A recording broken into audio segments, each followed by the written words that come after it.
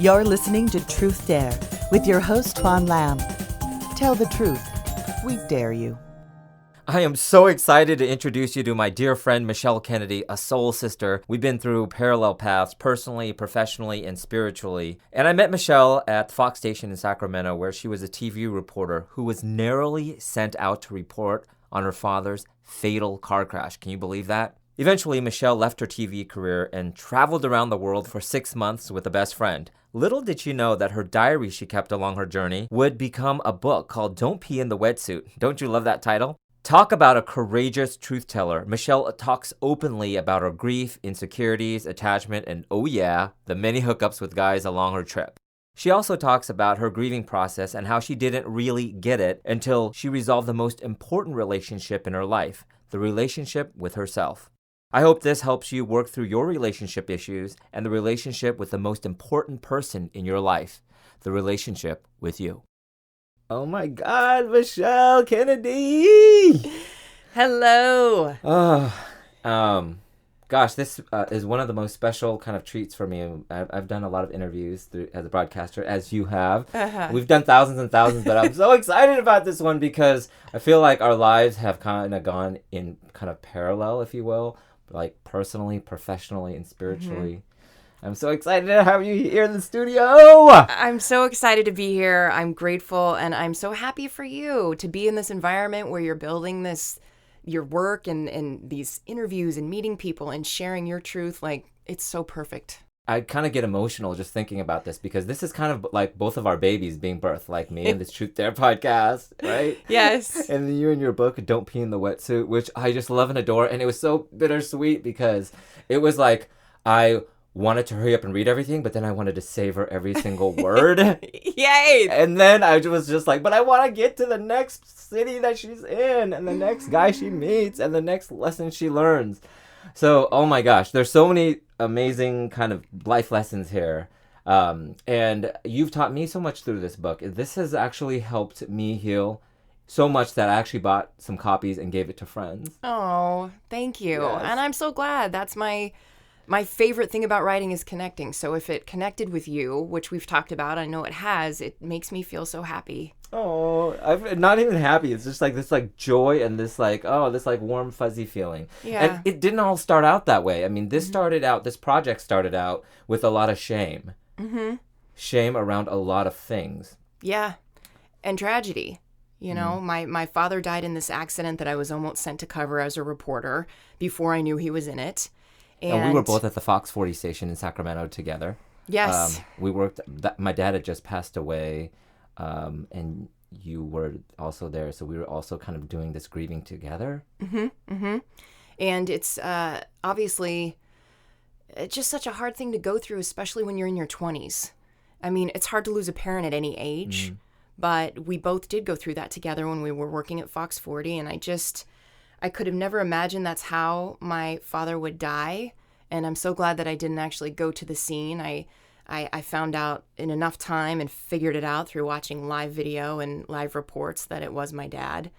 But yeah, it changed my life. And so it was a rainy day.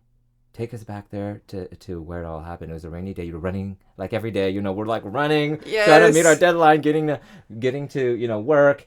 You were sort of disheveled. What happened?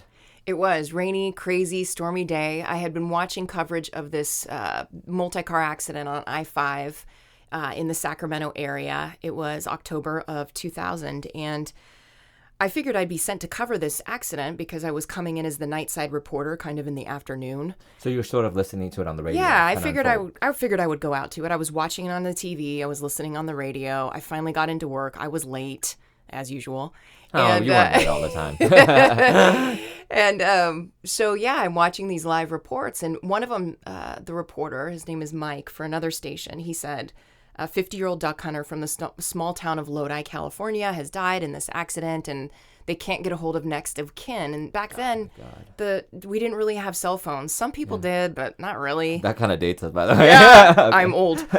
And and so I had an intuition when I listened to that, and I thought, it's Wednesday. My father's from the small town of Lodi. He liked to kind of play hooky from work on Wednesdays. And I just had this feeling that it was him. And so I started to make calls to my family. They too didn't really know anything about it. And eventually another reporter came back with video from earlier, and I looked through that video and found his truck through scrolling through the video.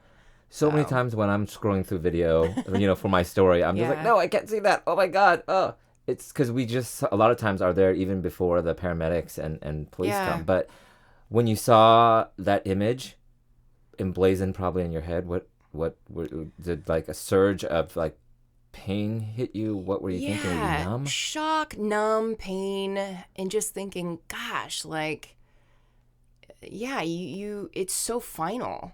And you think, well, maybe it's wrong. I mean, you go through the maybe it's wrongs for many, many weeks when you wake up and think, and you probably went through this. Yeah. Maybe it was not real. Yeah, it's like a bad nightmare. Yeah, maybe today I'll wake up and it will not be real. But there's this hollowness.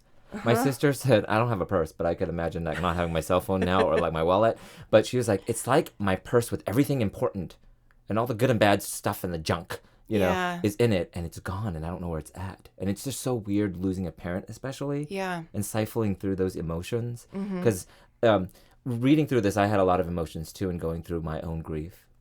And helping me heal through my grief, because like you, I thought my dad was like this big, brawny, strong dude who like always had the answers, was always had our back, and it would always be okay. As jacked up as my relationship was with my dad, and as messed up as yours with your dad, right? But then when they're gone, you're just like, it's almost like, you go bungee cord jumping on one of your things, on one of your adventures, and it's just like, I felt like, oh my God, I feel like that's what I went through, but without the bungee. Yeah. And what do I do with this? Yeah. I'm jumping, I'm flying through the air. I don't have the bungee, and I don't know where to put this. I don't know what to do with this. And my dad too was very strong, big, larger than life. Took us on so many different adventures, especially with nature, fishing, hunting, traveling. But he was also incredibly hard on me. And my perfectionism, issues with my body, they're derived from that relationship of me never feeling like I was ever enough, could never quite please him, because I saw him as this God in a way. And so that was the work that I needed to do. This imperfect God. Yeah. There's a moment in the book, and I'll share this with you guys on the the blog. My book has a bunch of pink and bright green stickies on it. Thank you for really engaging in my book. Oh my gosh, I really like. Oh, okay. So page 90, if you would read for me down here about your dad and the weight loss, and the part where you guys got in that altercation, which is this part. So if you want to read, we'll just cut whatever. Oh yes, this is a little snapshot. And so set this up. So I'm talking about probably one of the worst situations with my dad that ever happened, and it involved him hitting me. We were in an argument, and I was about 18, and so that's what's happening here. Let's see. It started with my drunken dad knocking on my bedroom door. I was getting ready for bed, and things had been strained between us. A few months into my first serious relationship, my dad admitted he wanted to spend more time with me. I, on the other hand, just wanted to be with my boyfriend. My dad, in his infinite struggle to get me to lose weight, bet me $200 I could lose 20 pounds. I wasn't fat. My father simply wanted me to be really thin. If I won, I got $200. If he won, I had to give him 20 foot rubs. I did not lose the weight, and he won the bet. His knocking irritated me because I wanted to go to sleep. I mouthed off, and he yelled back. The screaming intensified when he didn't get his way. And then the rest of the scene is us having this fight, and he hit me in the face, and I got this nosebleed, and it was just very, painful as you can imagine, but, it's this person that I just love so much, and he's hitting me in my face, and there's something really intimate. I mean, a lot of kids talk about, we got spanked, and I definitely got spanked, but getting hammered in the face is so demoralizing and terrifying. Here's the Tuan takeaway.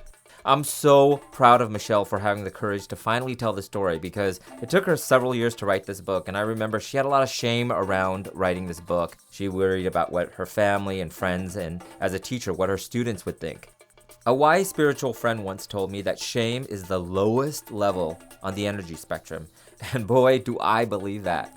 I've harbored a lot of shame in my life myself. I grew up poor as a kid. I didn't want to have friends over because we had janky furniture and we had to bang on the TV to make it work. And I felt like I didn't matter. I always thought, who would care about a poor Chinese kid growing up in the hood? But the truth is, you have two choices: to either let shame take over and shadow your real self, or dare to release the shame and be fully who you are and who you were meant to be. We all do this differently. One person might write, one person might sing, or do something else creative. But as you have the courage to tell your truth in whatever way that is true to you, you'll feel one of the best feelings humanly possible: feeling free. And now, back to the conversation. That brought up a lot of emotions in me because, you don't know this about me, I don't think. I haven't told many people, but I mean, it brought back images of my dad smacking the crap out of me. Okay. And like chasing me and hitting me with the broomstick and breaking the broomstick on the dresser drawer. Wow. And running around the house with like a butcher knife. I'm so sorry. So I didn't know that. Yeah, so that's why when you were reading this, I teared up for you and me and for that little 10-year-old Michelle and 10-year-old Tuan, who is not as strong and wise, well, a little wiser, but and kind of more grounded. So that was really special for you to share that part, and the shame in your body and the shame about your job and the choices that you've made in life. Mm-hmm. And it's so amazing seeing this book it manifest in my hand, because I remember visiting you in LA and you had it on your table. You just had the first chapter and you had me read it, and I just didn't want to stop reading it. And you were so... This wasn't easy for you to write. No, but back to what you were saying, as a child, when you're going through that abuse, it shapes you so much, and you shouldn't have had to feel that unsafe feeling. Yeah. You were not safe, and you were running from someone who was terrorizing you in that moment, who's supposed to be the person protecting you the most. Somebody that you love so much and that you thought was godlike and was perfect. And so it kind of messes... It sets you up for choosing people like that to be around you and later in life. And then you say, why am I with all these unavailable people, mean people, people who cut me down, not bring me up? And you have to take the time to figure it out. And that's what this book is about, is me finally figuring out, what is my deal? Yeah. And, it was funny because it was, I've had a lot, I talked behind your back a lot at the stations that we worked at. I'm like, oh my God, isn't Michelle so beautiful? Remember Debbie Milius, the producer? I was like, Michelle is so beautiful and she's so regal looking. And then here you are going through your own turmoil. Oh gosh. I was in hell a lot of the time. Yeah. And part of being on television was a part of that. If I can be on TV, then I'm not validation. I'm not so messed up. Yeah. Well, if they see me on TV, well, that's everything. When that's just a bunch of bullshit. Yeah, I was told I was fat and ugly a lot of my life, but going back and talking to my mom who'd said it to me, she was like, well, I just didn't want you to get big-headed because everybody thought you were so cute as a kid. And I only Thanks. Thanks, Mom. but that courage that I had to kind of finally face her and tell her, that was only a few years ago. Yeah. And I'm almost 40. And the thing that's funny is when you say this, and I know you feel this way when I talk about these types of things, I've known you for almost 20 years, and I have never thought that about you. I have always thought, God, he's gorgeous. Well, like nothing different. I know you're not fishing, but like it's so much, and this is also what I write about. It is so much about how we see ourselves. That's where it starts and ends. Yeah. And if we can hone that, it changes our lives. Yeah, I mean, you talk it throughout there are several people throughout the book that you kind of introduce us to, but there were a handful to me that really were kind of like the kind of pillars, or the people that were really kind of important and that touched these life lessons. They were sort of the main characters in your story. It was your dad. Interestingly enough, I didn't even expect this, but your friend Shannon, who you took the 6-month trip with, it was about you guys fighting and being kind to one another and learning how to deal. And then fighting again and then learning how to deal. But dealing through and communicating through the love and through the hate to realize, and the anger and the anguish and the miscommunication to realize that at the end of it, it's the love that you guys work through. And then with your brother, whom you've been estranged to because of family issues after the death. I mean, gosh, this book, I felt like I gave it to some friends because I thought that it would help heal them. Thank you. Just as much as it helped heal me. Here's the Tuan takeaway. As you listen in on the conversation that Michelle's having and as you read her book, I want you to think about how it relates to your life. This book to me has helped me heal, and the lovely thing about it is that writing this helped Michelle heal. Little did she know that it would connect and resonate with so many people. So I want you to think about how you could be courageous and tell your story, face your fears and challenges the best way you know how. And now, back to the conversation. You were so ashamed of writing this book in the beginning. I remember you were really scared to tell your truth. I was afraid to put it out because I wrote the book in between segueing from television and working in television to teaching. I left on this 6-month trip with a best friend. We're traveling through 11 countries. We had planned to write a book together about the trip. And I sit down and I start writing, and all of this stuff about my father comes out. And I told Shannon, my travel partner, I think I'm going to have to do this alone. And so I'm writing, and as I'm writing and as I'm traveling, I'm dealing with all this pain, my relationship with my father, never feeling like I was quite good enough or I could please him, not knowing what to do with that. And then as a way to escape these horrible feelings, we are adventuring through these different countries, and I'm meeting different people and especially different men. And I slept with some of them. You wrote really candidly about it. And I write about it. And yes, I was afraid to put this out because not only are my guts, all of my insecurities, I'm gaining weight as the days go on, just shoving food in my mouth. And really, I'm stuffing everything. I'm shoving the food in my mouth. I'm drinking. I'm using men in a lot of the situations just to kind of quiet that pain, to escape and play kissy face or have sex and just have a couple moments where I can forget. But through writing about that and those experiences, yes, I felt afraid that people would read that and judge me or look at all these icky parts and think, ew. And that's so the opposite of what happens. We're so afraid to talk about shame and be vulnerable. But when we do it, it's the thing that connects us to people the most. And Brene Brown writes about this. Through talking about the shame, we can kind of squash it, make it real, get it out there as a way to get rid of it. And so I didn't know that that would be the payoff of the book, but that is what happened, is that by being brave and putting it out, I was able to really heal in so many ways and connect with other people who said and continue to say, oh, I went through that too. That situation reminds me of my situation with my dad. And by you writing about it, I felt less alone, which is the coolest thing ever. Right? Yeah, absolutely. I think when you care to share, people care to share with you. And I think so many times, especially in this digital age where it's like everything is in perfect little Instagram squares, right? You know, and you're not really understanding what's going on behind the scenes. And so everybody's life looks perfect. Everything looks awesome. And really, when you open up your heart and you tell your story and you have the courage to do so, people also do the same. Yeah. And it's the best payoff of it. Because you can connect and you can learn from other people. I also blog for Huffington Post, and I find that the articles that I put out, I just published one called Who Am I to Be Skinny? Yeah. Oh, and yeah. I put this picture of myself on the trip where I'm much heavier, and I felt so much shame around this picture for years and years and years. And now I look at the picture and say, isn't that sweet? She was going through so much. Isn't she beautiful just as she was in that picture and just as she is now? What if I can put that picture out, the before picture without the after, and talk about my shame around my body and how it felt for so many years to be in my skin? And it certainly isn't perfect, but it's a lot better. And that article got the most traffic of any of the 30 plus articles I've ever written. Wow.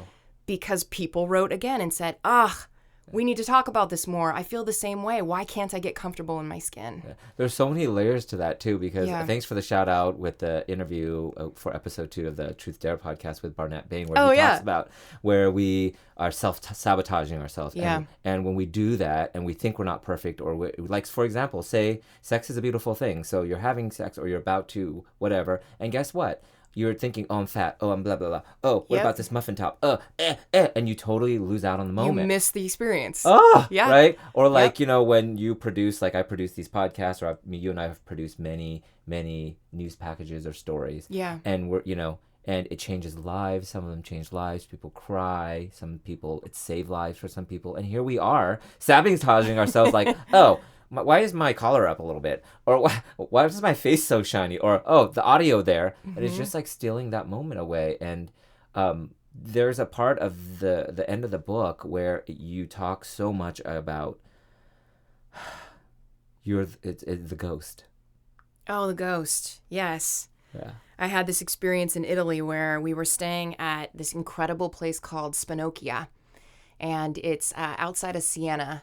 I just want to say that all the time, Spinocchia. Spinocchia. It has to be cool with a name like Yeah, that. right? It's so awesome. Awesome. We were supposed to stay there a couple days. It's like this kind of villa farmhouse, and they have this pool, and these beautiful Italian women cook all day for you, and you could smell the food and eat their fresh olive oil. I mean, it just was a dream. We ended up staying like 9 days. It sounded divine. It was divine because we would just lay around, Shannon and I, and read our books and eat, and that's pretty much it. Yeah. I mean, it was I just could smell incredible. the pasta and the bread and olive oil wafting through. That's where I think I wrote about there that's when I just gave up and thought, I'm going to gain a load of weight on this trip, and so be it, right? I love that you're so honest about it. Yeah, too. but I experienced a little ghost encounter there. I had never, was it a ghost? I don't know, but this was my experience of when I would go to sleep at night, sometimes I would feel like something, it would wake me up, like touch my shoulder, touch my back, and Shannon had the same experience with it kind of touching her neck, and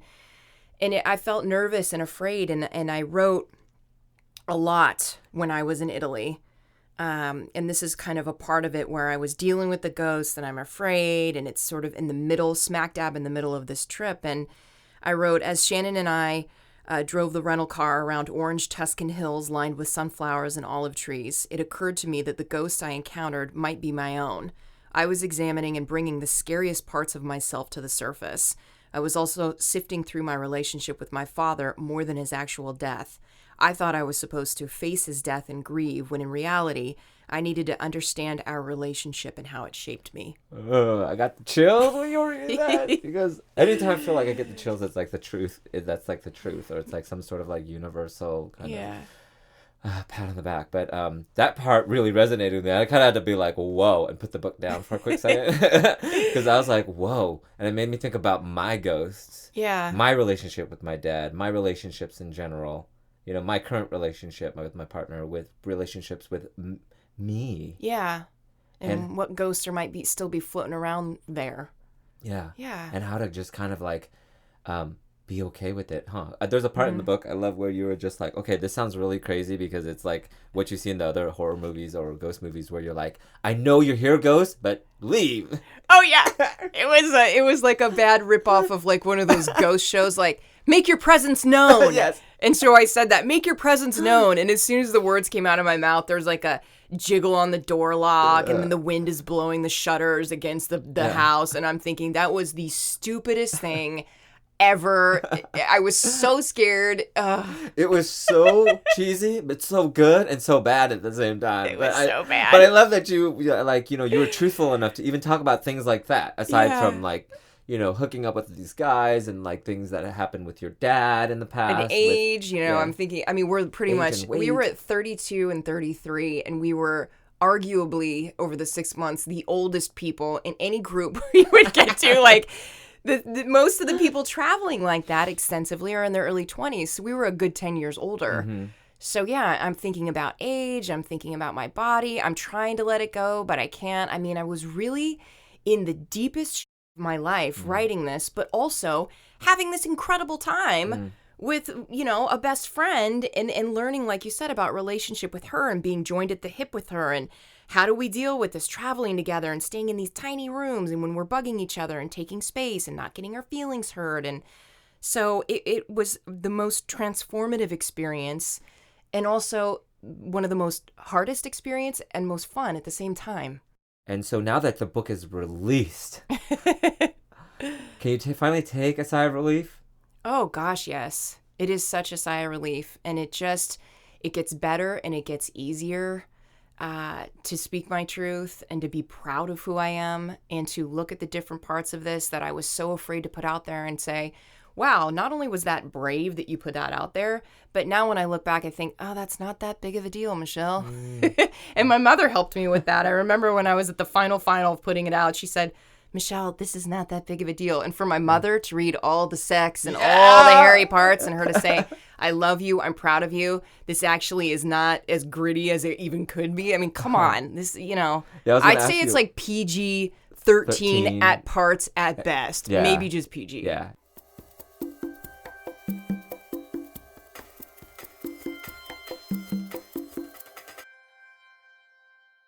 And so what did your mom say when she saw it? I mean, My mom's my biggest supporter.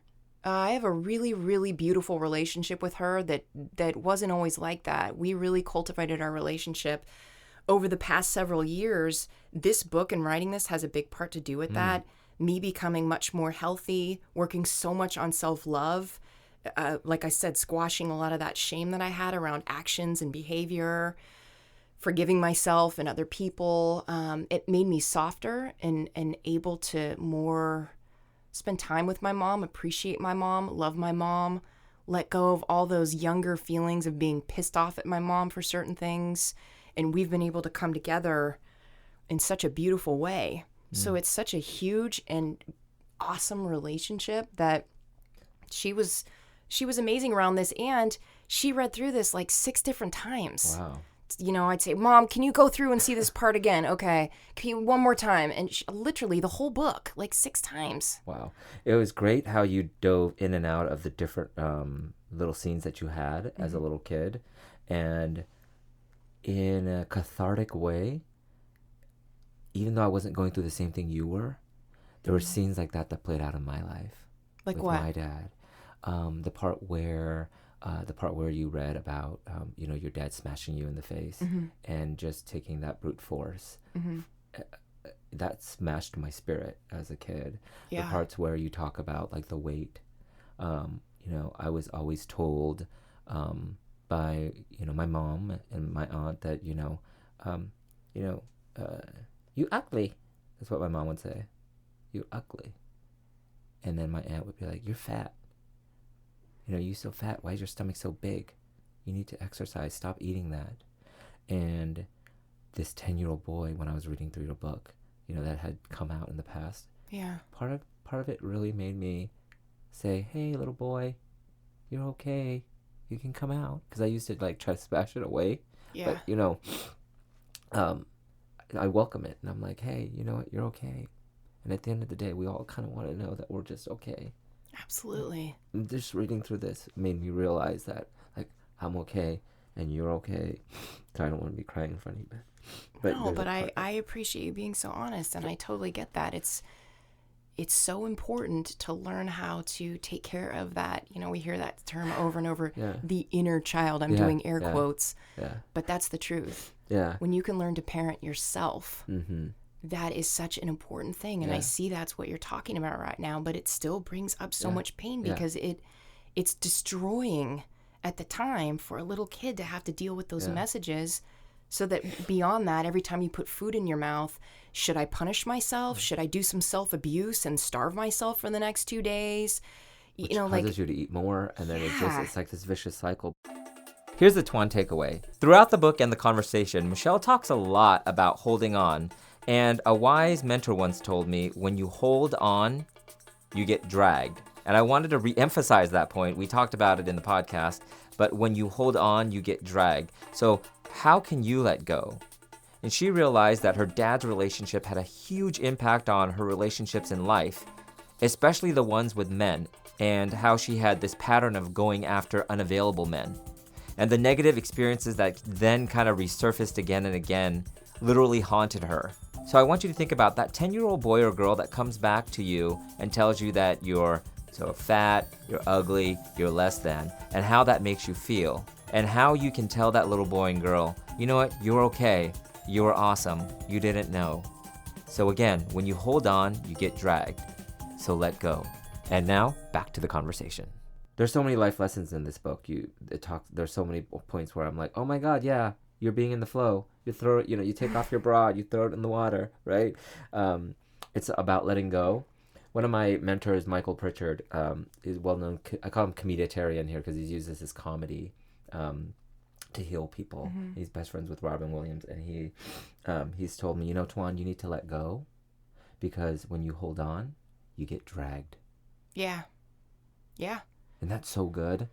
Yeah, and it makes me think about writing about my father. At the beginning of the book is the hard parts, the fight, him, telling me messages that made me feel very worthless. And you didn't make the basketball team. What's wrong with you? I'm so Crashing disappointed. your green Toyota. Crashing the car, crashing the car, and then he Yeah. punches me in the shoulder. And it's Yeah. like going down to those depths and then being able to kind of come up and think of the more positive things as a way to get through this. Yeah, and it just felt like, for me, this was cathartic reading it. I didn't realize that it would be so cathartic and help heal me and help me learn those lessons of being in the flow and letting go and forgiveness of other people and self-forgiveness. Yeah. And the things that you learn through your relationships, both good, bad, and ugly, right, helped shape you and helped with your own self-esteem and your relationship with you.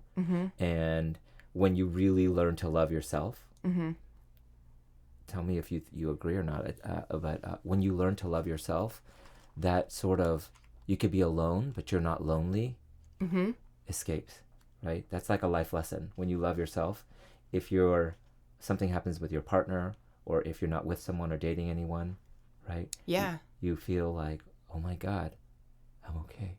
Yeah, but you have to go through it. You have to practice that time of being alone. And it made me think of this part on page 199. Before the trip, I'd spent so much time looking for love, I'd never understood how to find it within. The journey forced me to sit quietly with Michelle on lawn chairs, planes, planks, long-tail boats, and countless beaches. The stillness of doing a whole lot of nothing taught me that I am not so bad to hang out with, and there's a lot of love in my heart. Just because you are by yourself doesn't mean loneliness has to sink you.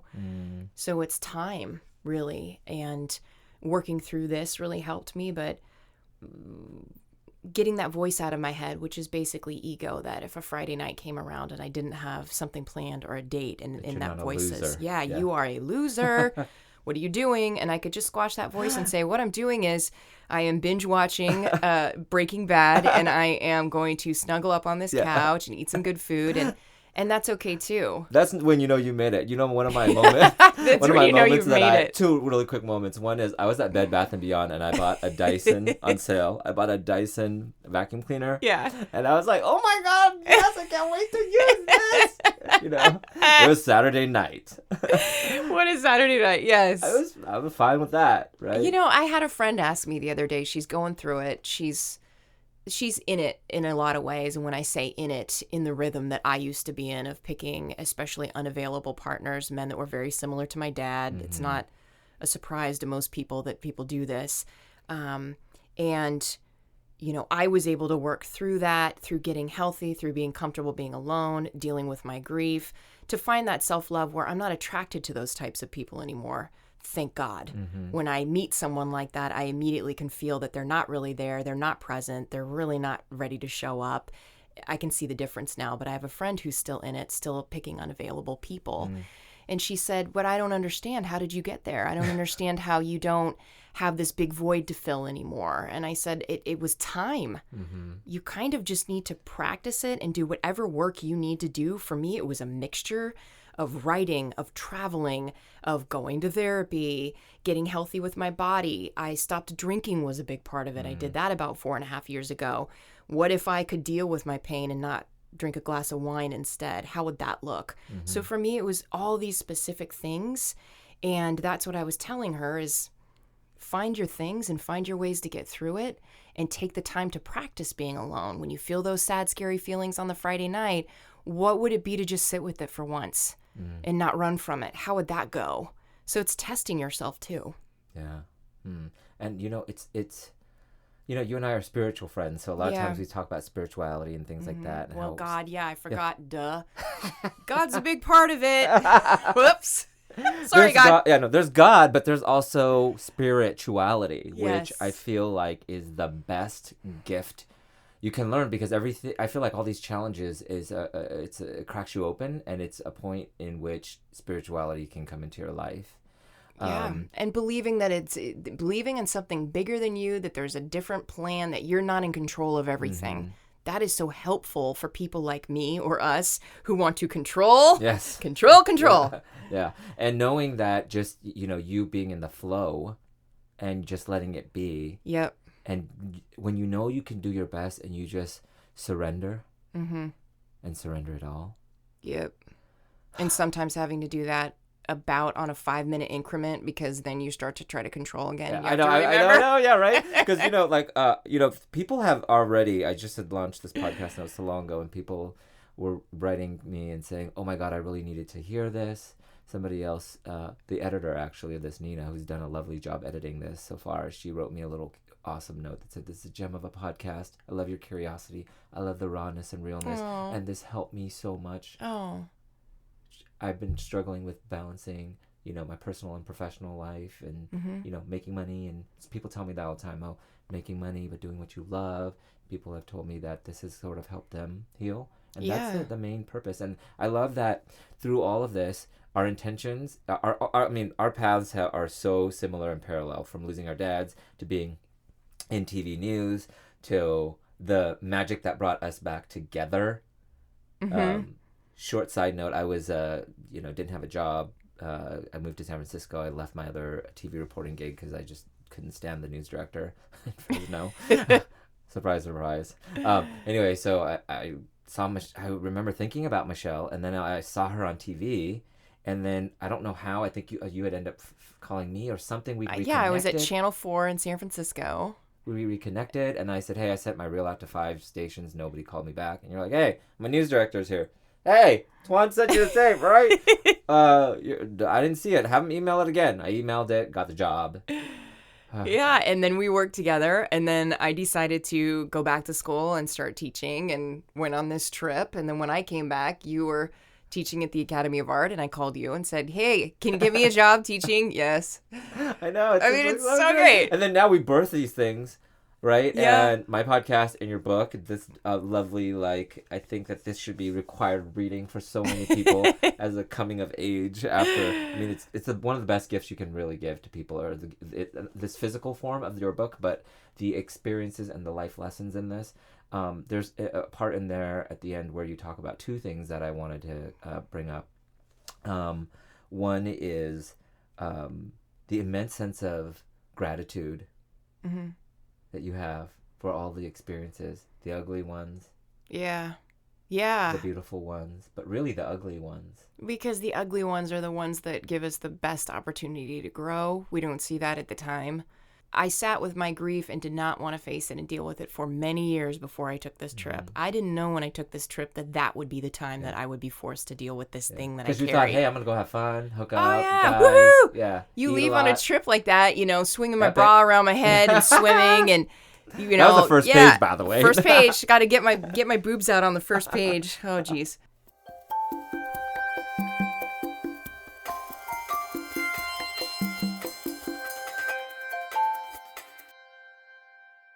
It's just, it's something that I didn't really think would go that way, and then it ended up going that way because I guess that was part of the plan for me, is that was the time that I would be dealing with the grief, and the most beautiful things have come out of it. This sense of self-love, getting comfortable in my skin, being more comfortable even with conflict. I'm a conflict scaredy cat.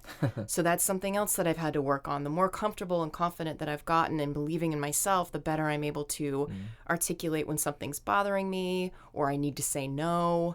So it was through doing this and facing that pain that I was able to do that. So I have a tremendous amount of gratitude for everything I've been through. People sometimes say, would you take something back or do you have regrets? No, because it was all supposed to go that way. And I learned something from all of it. Yeah. And the other thing was that I really resonated with was the part where you were really trying to make your daddy proud. Yeah.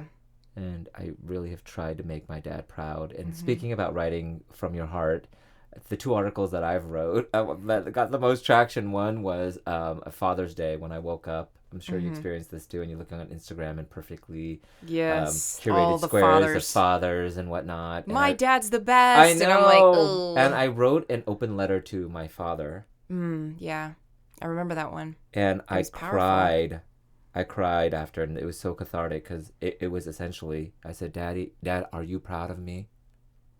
And he is. Me? And so is yours. And another, the one part that really struck me was somebody at the funeral. The friend. You're going to talk about the friend. Pulled you aside and said, you're the reporter? And I'm getting the chills because when my dad died, I was just to give you a quick snapshot, when my dad was diagnosed with stomach cancer, I quit my first job in Wausau, Wisconsin as a TV reporter and came home to take care of him. And he had 6 months to live. He died 6 months, pretty much to the week of the diagnoses. Wow. And on the bed, I think, because you think life is like fast forwarded because your life changes so much. You go back home, everything's the same. It's like everything was on pause. And so I was there and I was like, "Hi, Dad." And he goes, you doctor yet? Because my dad and mom were like, doctor, lawyer, and engineer. You're like, ah! So when I really tried to have closure with him, it's hard because I'm an Asian American kid somewhere in between, and he's just this Chinese guy. Yeah. And there's a lot of language and kind of cultural and generational barriers. And I remember speaking to the guy that worked with him. I think it was a priest at hospice. And he was like, "You're Tuan, you're the reporter. Your dad talked about you all the time. He's so proud of you." Yeah. And it wasn't until fast forward later, there's other people that show up. Like you showed up as an angel in my life. I don't want to start crying. Aww. But there's another friend of mine. Her name's Gina Pell.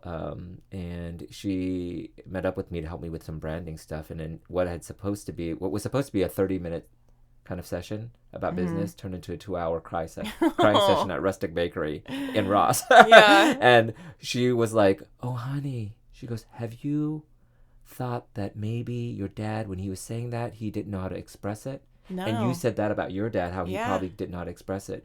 And he goes, "Because maybe he thought you were really a doctor already, a soul doctor. And the stuff that you're doing is helping heal souls." And that's what this book has done for me, Michelle. So I'm so proud of you. My eyes are welling up, but I don't want to get all sappy. To go off what you were saying, like that's what the friend said to me at the funeral. Your dad bragged about you all the time. So as young people hearing those messages, we were like, "What? Why didn't he ever tell me that?"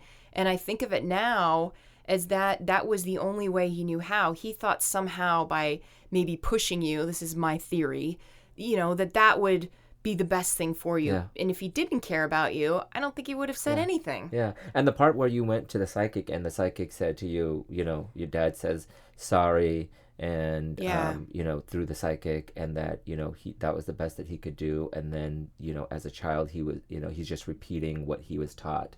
That also that part in the book where I go see a psychic here in the Bay Area. His name's Felix Lee Lerma. He's a medium.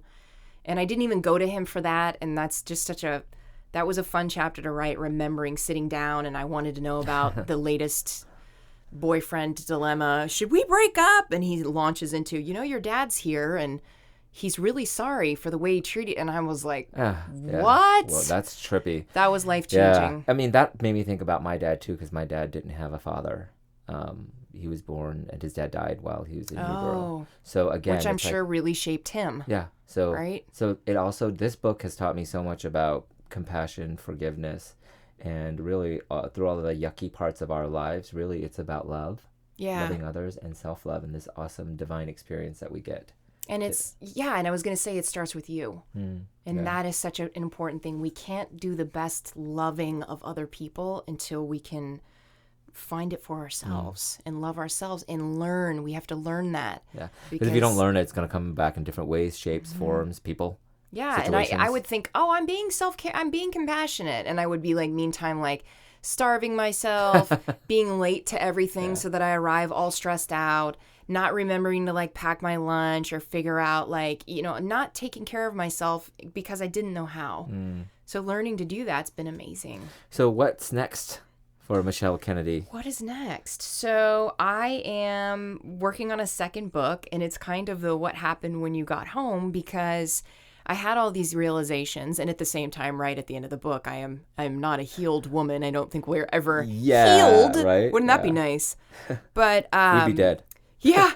But yeah, it's kind of what I was able to carry on into my life when I got back from the trip, what I was able to implement and what really still needed work and what new things I found out. So it's more of the journey of becoming the best, most content version of myself.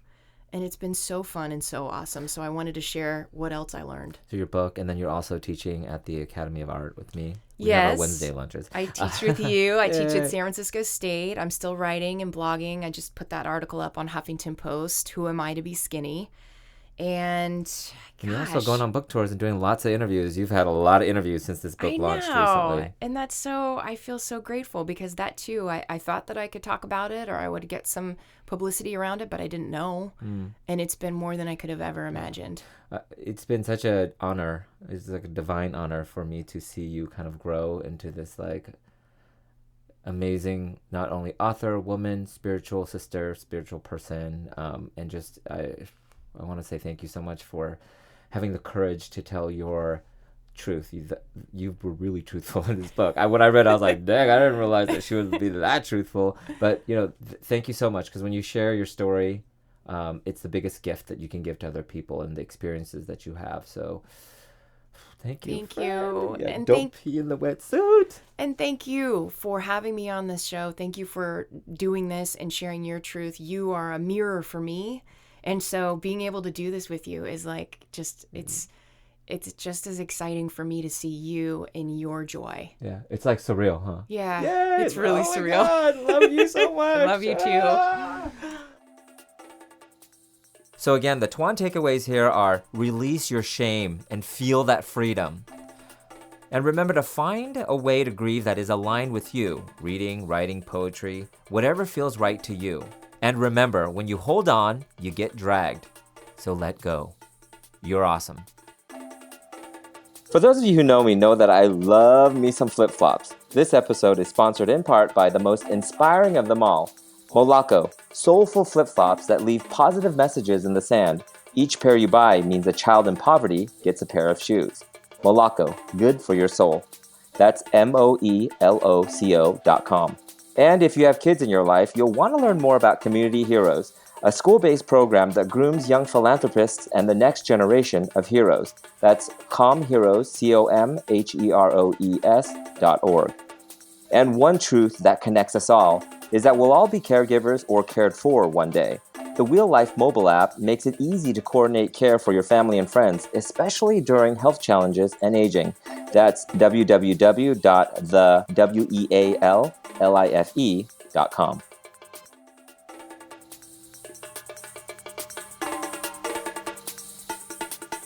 You've been listening to TruthDare with your host, Tuan Lam. Subscribe to our podcast on iTunes, Google Play, or Stitcher. And check out our website at truthdaretalk.com. Follow us on Facebook, Instagram, and Twitter at TruthDare Talk. You can join our conversation anonymously and tell us your truth. Click on the SpeakPipe link on our website at truthdaretalk.com and use your mobile phone to speak your truth. Your truth is welcome here.